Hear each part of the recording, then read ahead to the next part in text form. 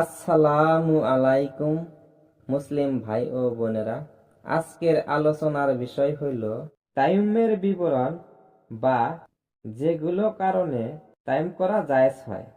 1 বর্গ মাইলের ভিতরে পানি কোথায়ও পাওয়া না গেলে তায়াম্মুম করা জায়েজ হবে। এমন জঙ্গলের ভিতর গিয়ে পৌঁছিল, সেখানে কোথায় পানি পাওয়া যায় তা জানা না থাকলে, এমনকি জিজ্ঞাসা করে জানার মতো লোকও পাওয়া না গেলে, ওই অবস্থায় তায়াম্মুম জায়েজ হবে। মুসাফির অবস্থায় সঙ্গে যে পানি আছে তা উযু গোসলে খরচ করে ফেললে, নিজের ও সাথের পশুর পিপাসায় মৃত্যু হওয়ার ভয় থাকলে, ওই অবস্থায় তায়াম্মুম জায়েজ হবে।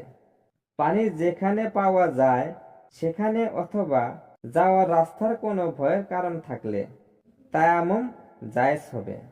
পানির কূপ সম্মুখেই আছে, কিন্তু পানি উত্তোলন করার কোনো উপায় বা জিনিস না পাওয়া গেলে তায়াম্মুম করা জায়েজ হবে। এমন স্থানে গিয়ে পৌঁছালো, সেখানে পানি ক্রয় করে ব্যবহার করতে হয়, কিন্তু পানি ক্রয় করার অর্থ না থাকলে তায়াম্মুম জায়েজ হবে। রোগাক্রান্ত অবস্থায় পানি ব্যবহার করলে অসুখ বেড়ে যাওয়ার ভয় থাকলে তায়াম্মুম জায়েজ হবে।